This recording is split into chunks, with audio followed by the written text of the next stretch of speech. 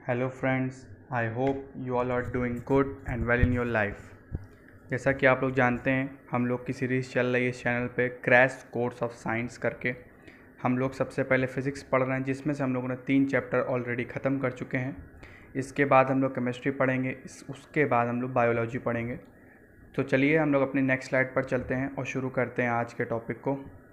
आज का टॉपिक है ग्रेविटेशन, जो कि एक इम्पॉर्टेंट टॉपिक है। इससे क्वेश्चंस बहुत बनते हैं।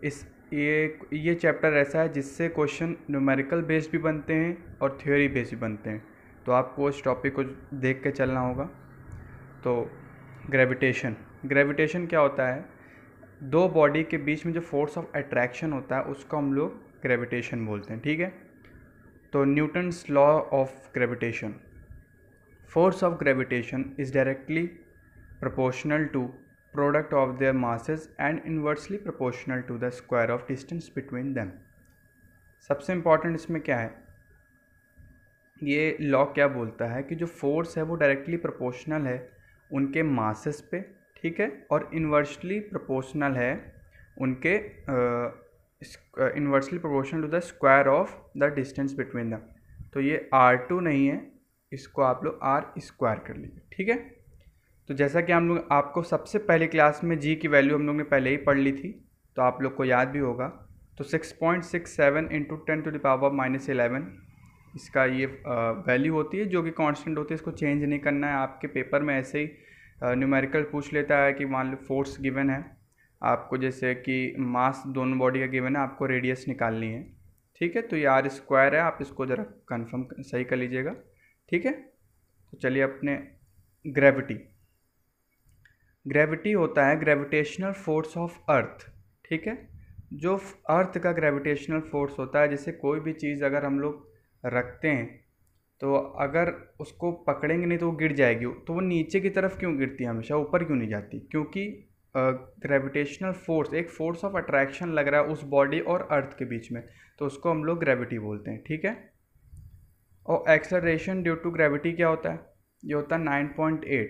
ये बहुत बार आपको इन एग्ज़ाम्स में वनडे एग्जामिनेशंस में या फिर किसी भी तरीके के एग्ज़ाम में आपसे पूछ भी लेता है कि ग्रेविटी का मान क्या होता है, जैसे 9.8 होता है। और ये न्यूमेरिकल में भी बहुत बार पूछता है। कभी कभी आपको इसकी वैल्यू 9.8 नहीं 10 यूज़ करनी पड़ती है, वो क्वेश्चन पेपर में गिवन होगा, ठीक है। तो आप थोड़ा इसकी वैल्यू याद रखिएगा, ठीक है।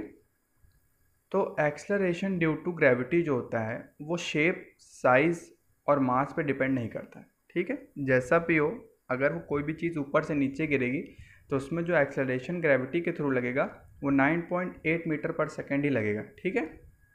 आई होप आपको समझ में आया होगा, मीटर पर सेकेंड स्क्वायर, ठीक है। तो अब जैसे कि आप नीचे देख सकते हैं, if a man jump on earth surface then height is equals to v² / 2g, ठीक है। ये आपको फॉर्मूले याद करके जाने हैं, कभी कभी आपसे पूछ भी लेता है, ठीक है। तो वैल्यू ऑफ जो, जैसे कि हम लोग इसमें देख सकते हैं, इसमें हम लोग ने क्या देखा कि जो हाइट है वो किस पे डिपेंड कर रही है? ग्रेविटी पे भी कर रही है और वेलोसिटी पे भी कर रही है, ठीक है। लेकिन जैसा कि आप लोग इसमें देख सकते हैं, मान लीजिए यहाँ पे 2 का स्क्वायर, मान लीजिए 2 है वेलोसिटी और नीचे 9.8 है, ठीक है। तो 9.8 है तो 18 से डिवाइड करेंगे तो जितनी भी आएगी, लेकिन जो value of g in moon पे होती है, जो ग्रेविटी जो होती है मून की वैल्यू होती है वो लेस होती है ग्रेविटी पे, ठीक है। मतलब ग्रेविटी ऑफ अर्थ से कम होगी, ठीक है। Hence a man can jump higher than earth in moon, ठीक है। तो इसका मतलब क्या है कि वो वैल्यू किस पे डिपेंड कर रही थी? जी पे, हाइट की, ठीक है। तो जैसा कि आप लोग देख सकते हैं कि अगर ग्रेविटी कम रहेगी तो उतना ही ज़्यादा हम लोग ऊपर जा पाएंगे, उतनी ही वैल्यू ये कम छोटी रहेगी तो उतनी ही तो हम लोग कम काटेंगे ना। जैसे कि अगर 4/2 है तो उसको हम लोग 2 कर देंगे, लेकिन अगर 4/1 हो जाएगा तो ये तो 1 हो जाएगा ना, 4 हो जाएगा ना। तो वैसे ही जितनी नीचे वैल्यू कम रहेगी, जितनी ग्रेविटी की वैल्यू कम रहेगी, उतनी ज़्यादा हाइट होगी, ठीक है। तो आप ऐसे ही बोल सकते हैं height is inversely proportional to gravity, ठीक है। तो मून की ग्रेविटी क्या होती है? वो बहुत ही ज़्यादा कम होती है अर्थ के मुकाबले, ठीक है। तो वहाँ पे आदमी इसीलिए ज़्यादा ऊपर तक कूद सकता है, ठीक है, जंप कर सकता है। तो आई होप आपको समझ में आया होगा। चलिए अपने नेक्स्ट स्लाइड पर चलते हैं। Variation is in gravity. देखिए इससे इससे क्वेश्चन बनता है, ठीक है। आपको वन लाइनर क्वेश्चन इससे 100% देखने को मिलता है। आप कोई ना कोई पेपर उठा लीजिए, अगर आपको इससे क्वेश्चन मिलेगा ही मिलेगा, ठीक है। तो चलिए हम लोग उसको पढ़ते हैं। इसमें ज़्यादा डीप में नहीं, सिर्फ ऊपर ऊपर की हेडलाइन से पढ़नी है, इसमें ज़्यादा डीप में जाना ही नहीं, क्योंकि क्वेश्चंस ऐसे ही बनते हैं, ठीक है। मैं आपको बताऊंगा अभी आगे। जैसे कि वैल्यू ऑफ जी जो है वो डिक्रीज होती है विद हाइट, ठीक है, और डेप्थ फ्रॉम अर्थ सरफेस, ठीक है, ठीक है। अब चलते हैं हम लोग आगे, क्योंकि अब इसको आप एक्सप्लेन करते हैं। जैसे कि आप जितने ऊपर आप जाएंगे उतना ग्रेविटी वहाँ पे कम हो जाती है, ठीक है। अब जैसे आप स्पेस में चले गए, इतनी हाइट पे चले गए, तो वहाँ पे तो बिल्कुल ग्रेविटी ही नहीं, ठीक है। आप हवा में उड़ेंगे। तो यही बताना चाह रहा है कि आपको जितनी हाइट पे आप जाएंगे, जितनी ऊंचाई पे जाएंगे, उतने आपको ग्रेविटी डिक्रीज होगी, और उसके अगर आप जितना अर्थ के नीचे चले जाएंगे तो वहाँ पे भी ग्रेविटी एकदम डिक्रीज हो जाएगी, ठीक है।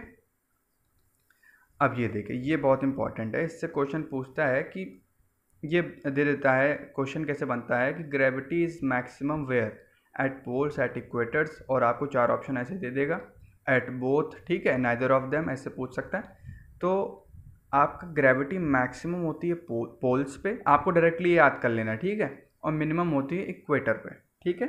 आई होप आपको समझ में आया होगा। ऐसे डायरेक्ट क्वेश्चन आता है, ये इंपॉर्टेंट है, इससे क्वेश्चन बहुत बनता है, ठीक है।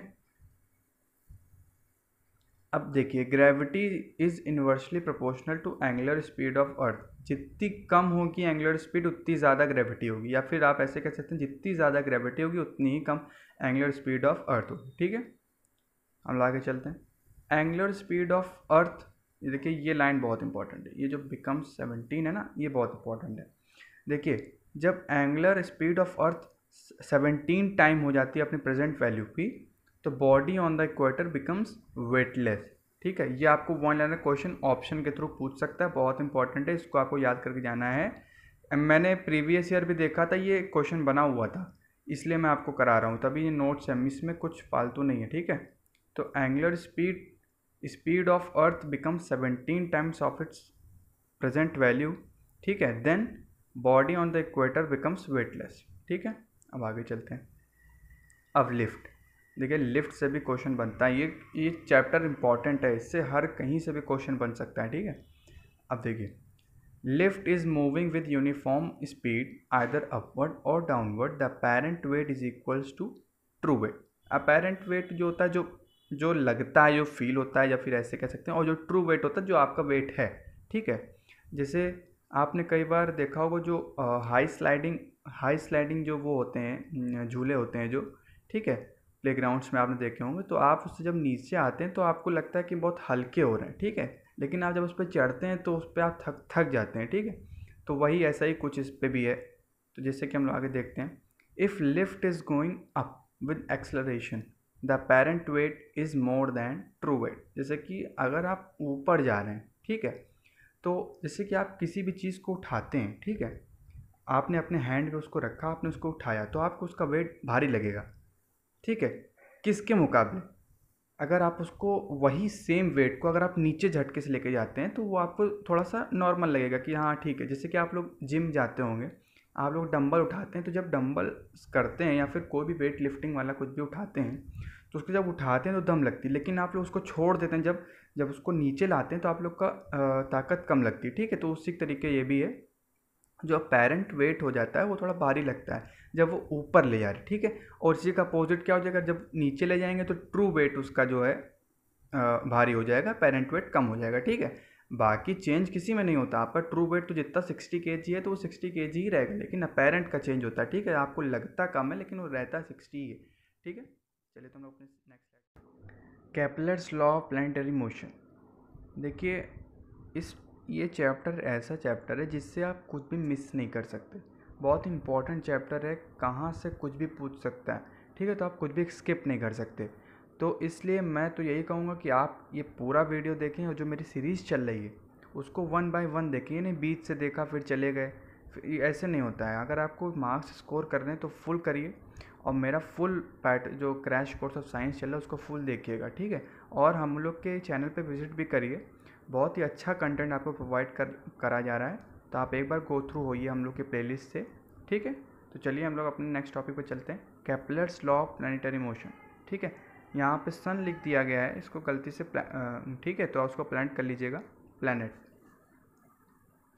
सो when planet move around the sun in elliptical orbit, ठीक है, तो velocity around the sun always remains constant. ठीक है, आगे चलते हैं। देखिए इंपॉर्टेंट फैक्ट है ये, नीचे लिखा हुआ है, speed of planet increases when the planet is closer to the sun and decrease when the planet is far away from the सन।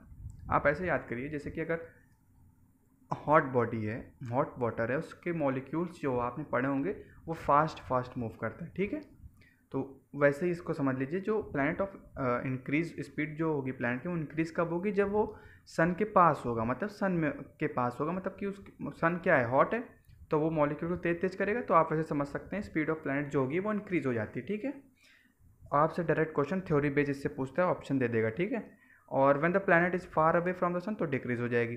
अब देखिए इसी पे बेस जो है ना, नीचे टॉपिक गिवन है, ये इसमें इन्होंने कुछ नहीं किया है, बस इन्होंने इसमें साइंटिफिक नेम यूज़ कर ली, जैसे पेरिगी और अपॉजी।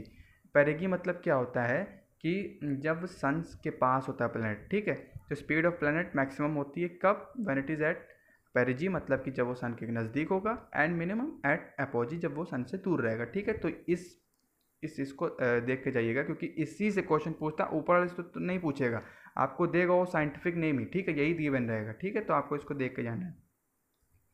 अब देखिए, ये जो T square is directly proportional to r cube, मतलब टी स्क्वायर क्या है, पीरियड ऑफ रेवोल्यूशन का square is directly proportional to r cube, मतलब distance of planet between sun and planet. ठीक है, ऑफ प्लैनेट फ्रॉम सन। ठीक है, अब इसे इसका एग्जांपल आप देख लीजिए, जो एकदम फैक्ट है। ठीक है, फैक्ट बेस्ड एग्जांपल है, जैसे कि आप अगर मरकरी का रेवोल्यूशन टाइम देखें तो वो 88 डेज है, और प्लूटो का 247.7 ईयर्स है। ठीक है, तो वो क्यों है, क्योंकि जैसे कि हम लोगों ने ऊपर पढ़ा था, जिस आपको पता होगा मरकरी के सबसे नज़दीक क्या होता है, सन होता है। ठीक है, मतलब सबसे नज़दीक सन के मरकरी होता है। ठीक है, उसके बाद अदर्स जो होते हैं प्लैनेट। ठीक है, तो और सबसे लास्ट में प्लूटो होता है। ठीक है, तो हम लोग ने ऊपर क्या पढ़ा था, जो सबसे नज़दीक होगा उसका जो है स्पीड जो होगी वो सबसे ज़्यादा रहेगी, तो जो जिसकी स्पीड ज़्यादा रहेगी वो कम दिन लेगा, तो वो 88 डेज लेता है, और जिसकी स्पीड बहुत कम रहेगी तो वो ज़्यादा टाइम लेगा। ठीक है, तो इस हिसाब से आप पढ़ लीजिए, ये एग्जांपल आपको एकदम अच्छे से आपको प्रिपेयर कर देगा इसके लिए। ठीक है, अब चलते हैं सैटेलाइट। सैटेलाइट क्या होता है, दे आर नेचुरल और artificial bodies revolving around a planet under its gravitational attraction. ठीक है, अब देखिए नीचे क्या चलते हैं, देखिए इंपॉर्टेंट ये है, मून इज नेचुरल सैटेलाइट, सबको पता है, ऑफ अर्थ की, और इनसैट आईबी जो है ये होती आर्टिफिशियल सैटेलाइट ऑफ अर्थ। ठीक है, आप सबको पता ही होगा, मैंने एक बार इसको रिवाइज करवा दिया। अब देखिए ऑर्बिटल स्पीड ऑफ सैटेलाइट, इससे डायरेक्ट ये पूछता है, नियर अर्थ क्या स्पीड होती है, ये होती है 7.9 किलोमीटर पर सेकेंड, इंडिपेंडेंट ऑफ मास होता है। ठीक है, देखिए अब क्या होता है, डिपेंड्स अपॉन द रेडियस, जितनी ज़्यादा रेडियस रहेगी उतनी कम इसकी ऑर्बिटल स्पीड रहेगी। ठीक है, तो आपको उसको याद करके आना है। ठीक है, और इसको बोलते क्या है, रेडियस क्या होती है, height of satellite from the surface of, और जैसे कि यहाँ पे सैटेलाइट और ये अर्थ है, तो इसके बीच की जो डिस्टेंस है उसको हम लोग क्या कहेंगे, रेडियस। ठीक है, आई होप आपको समझ में आया होगा। चलते हैं नीचे, पीरियड ऑफ रेवोल्यूशन। देखिए इसका फॉर्मूला एक है, उसको आप इसको याद कर लीजिए, सरकमफेरेंस ऑफ जो ऑर्बिट होता है वो, और अपॉन ऑर्बिटल स्पीड। ठीक है, और इसमें कुछ भी नहीं ऐसा लर्न करने वाला। ठीक है, और जो पीरियड ऑफ रेवोल्यूशन होता है वो डायरेक्टली प्रोपोर्शनल टू हाइट होता है। ठीक है, और नियर अर्थ इसका क्या पीरियड ऑफ रेवोल्यूशन का क्या टाइम होता है, वो 84 मिनट्स होता है, अगर उसको आप आवर में चेंज करते हैं तो 1 आवर 24 मिनट्स होता है। ठीक है, चलिए आगे चलते हैं। देखिए स्केप वेलोसिटी, ये इंपॉर्टेंट टॉपिक है। ठीक है, एक स्केप वेलोसिटी क्या होता है, minimum velocity with which a projected from the surface of अर्थ। देखिए यहाँ पे कुछ मिस होगी, ये जो है यहाँ पे होगा प्लैनेट,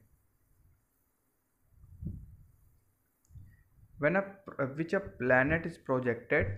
ठीक है, तो इस मतलब यहाँ पे मिस हो गया, आप उसको प्लीज़ सही कर लीजिएगा। ठीक है, हाँ यहाँ पे थोड़ी सी दिक्कत हो गई, आप इसको करेक्ट कर लीजिएगा। ठीक है, वो कहना चाह रहा है व्हेन अ बॉडी, ठीक है, प्लैनेट नहीं, व्हेन अ बॉडी, यहाँ पे होगा, 1 सेकेंड, यहाँ पे होगा बॉडी, ठीक है।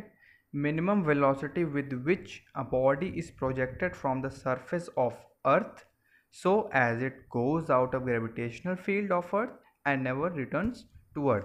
देखिए वो मिनिमम वेलोसिटी जिससे हम अगर किसी बॉडी को प्रोजेक्ट करते हैं, ठीक है, अपने अर्थ सरफेस से, मान लीजिए हमने किसी को पकड़ा, जैसे कोई बॉल है, ठीक है, मैंने एक बॉल ली, उसको ऐसे फेंका सरफेस से कि वो ग्रेविटी इतना ऊंचाई पे चली गई जहाँ से ग्रेविटी का काम करना बंद हो गया, ठीक है, जहाँ से ग्रेविटेशनल फोर्स जो है between earth and that body वो ख़त्म हो चुका है, ठीक है। तो ये होता है एस्केप वेलोसिटी। एस्केप का मतलब हमने पढ़ा होगा, एस्केप का मतलब होता है छुप जाना।